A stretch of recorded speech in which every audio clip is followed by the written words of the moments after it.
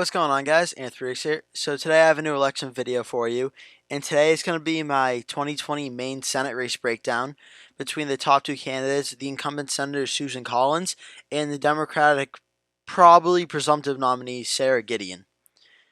So Susan Collins, she is the incumbent senator from Maine.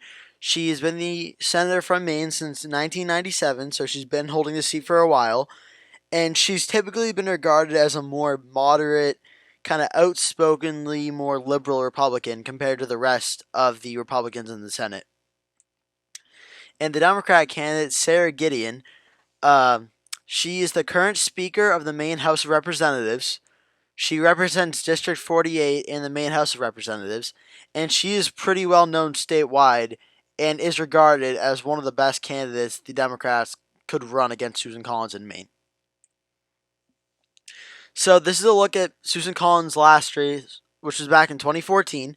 So this is before Trump. This is before America was still very polarized, but the Republican Party and the Democratic Party, I would say, weren't as super divided in this midterm election as it was an anti-Obama midterm. Republicans won big numbers across the country. They gained in the House by a lot. Republicans won with Cory Gardner in Colorado. They won with Tom Tillis in North Carolina. They won a bunch of Senate seats. Scott Brown almost pulled off an upset win in New Hampshire. So this is a pretty big Republican night on, and Virginia, of course. Ed Gillespie almost beat Mark Warner as well. So it was a good Republican night. And Susan Collins thinks he blew out her opponent, Shenna Bellows, 68.5% to 31.5%, winning every single county in the state of Maine. And Susan Collins' popularity was much better back then. And we'll see why going forward this is likely not going to be the case going for 2020 as it was in 2014. So, this is Susan Collins' current approval rating according to the Morning Consult polling average.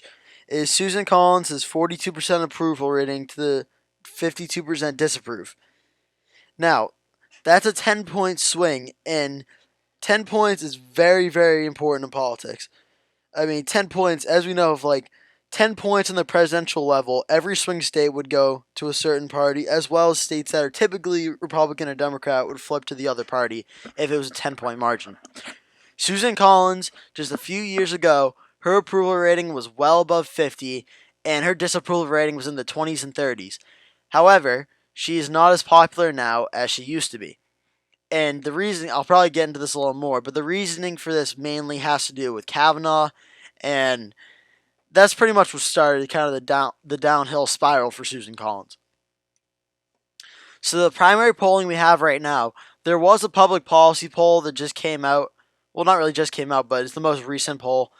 This is a Democratic leaning or Democratic skewed poll, meaning more Democrats were surveyed than Republicans were. However, they show Sara Gideon up 47% to Susan Collins 43%. I thought about just throwing this poll out altogether because it is Democratic skewed. However, when you look at the electorate and the percentage of people in the state of Maine, Maine is technically more registered Democrats than registered Republicans. So, I mean, I kind of see how the Democratic skewed poll can apply here. I would still take the Democratic public policy poll with a grain of salt, though. But it's definitely still something that's interesting to look at.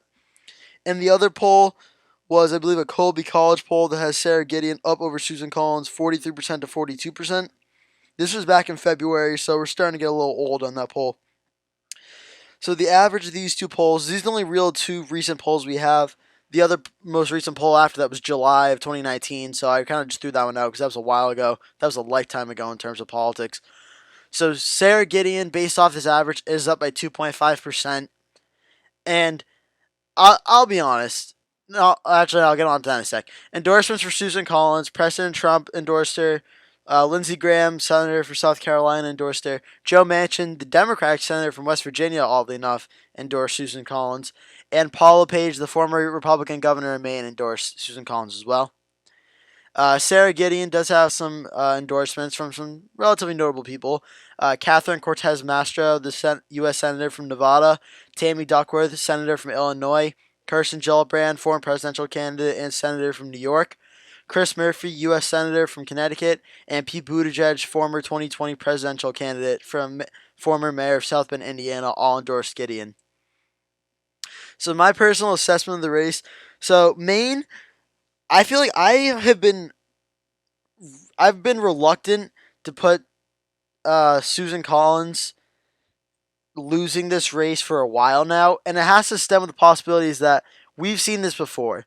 That every election the Democrats always talk about saying, "Oh, we're gonna finally get Susan Collins this time," and she's always seemed to have found a way to prevail every single time. However, there is something different about this race than there was before, and I think it has to do with Sara Gideon. Sara Gideon is actually a very good candidate for the Democrats to run, and Sara Gideon is popular statewide. She's well known statewide, and I didn't show it, but she has like almost the endorsement of like a ton of House of Representatives, both Democrats, Independents, and a few Republicans as well. She has a lot of support, and Susan Collins' popularity ratings have dropped a lot since the Kavanaugh hearings and through everything that's been going on with Trump and the impeachment scandal and everything. Her numbers really didn't move too much off that, but the damage from Kavanaugh was never really recovered. And that's the thing is Collins has always been popular in the state of Maine, which is definitely a more I'd say it's more of a Democratic state than like a swing state if you ask me. But the reason she was always able to stay popular was because she could be an economic conservative, but usually she'd be socially liberal. That's how a lot of Republicans, for instance, Charlie Baker, Massachusetts governor, my home state, as I mentioned, like every single freaking video. Susan Collins, Charlie Baker, you win in New England by being an economic Republican, but a liberal to moderate social issues. For instance, abortion, rape accusations, stuff like that.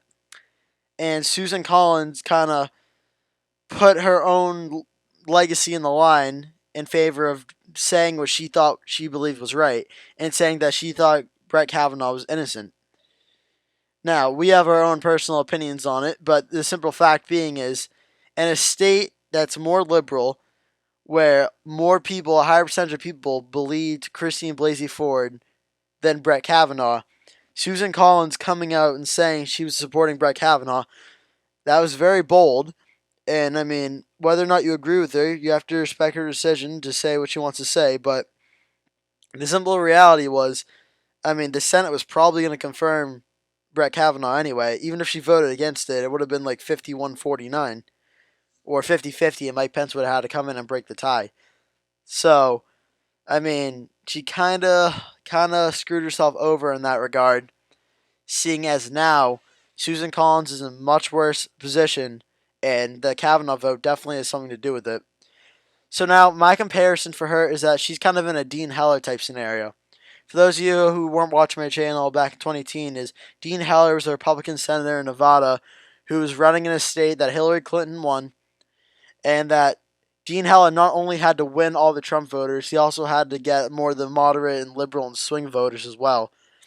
And Dean Heller ended up losing to Jackie Rosen, the senator from Nevada, by more points than Trump lost.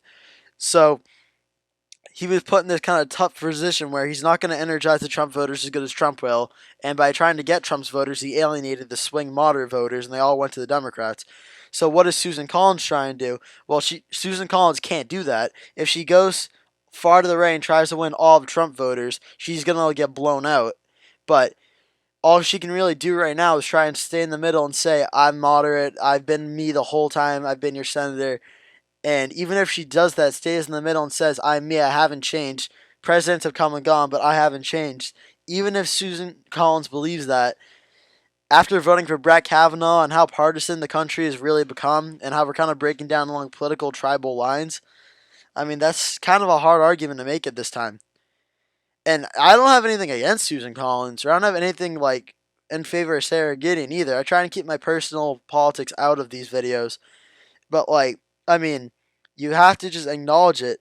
This is not the best situation for Susan Collins to be in. She was in a much better situation for re-election, like even 4 or 5 months ago than she is now. So, with that said, there will also be increased turnout for 2020, which definitely favors Sara Gideon. And there are already fundraising numbers coming in where Gideon is out fundraising Susan Collins, which is often an early sign that in the smaller elections, Senate, Governor, House, the candidate with the most money often has an early advantage if the election is still far away. So here's spoiler alert. So here's my nth prediction for this race. I think Sara Gideon is actually going to end up winning. Now I did say a few weeks ago that I thought Susan Collins was going to etch out a win in Maine. However, I did have it by under like 5%. So I said it really could go either way, and I was kind of just waiting for more data to come out. But honestly, at this time, I'm pretty comfortable putting it in Sara Gideon's column very narrowly. I think I'd rather take the chance and be either in front of this one, because I think the odds are pretty good enough. Sara Gideon is could easily pull, or not easily, but could pull out a win in Maine here. I have her winning about 49.8% of the vote. Susan Collins 49.2. It'll be extremely close. There's a lot of suburban women voters who will still vote for Susan Collins more than they'll vote for President Trump, which will make it much closer than the presidential race. However, Susan Collins, I just feel like she kind of backed herself into her corner with the Kavanaugh vote, and she was hoping a lot of people would forget about it. A lot of Republicans was hoping that people would forget about it, but I mean, approval rating and polling data so far really isn't showing that this might be Susan Collins' time where she's finally defeated and ousted by an incoming senator. And whatever happens in Maine, it's going to be very, very close. But I think at least for now, for the near future going forward, I'm probably going to start putting Maine in the tilt Democratic column on the Senate map. So that is my Maine Senate election prediction video. Thank you so much for watching. Please remember to like and subscribe, tap the bell icon so you get notified when I post a new video. Please leave me a comment below. Give me any video ideas if you want me to do a specific video or a certain topic. Please let me know. I truly do read all of your comments. So if you have anything to tell me or anything, suggestions or anything, please let me know. Thank you so much for watching, and I'll see you in the next video.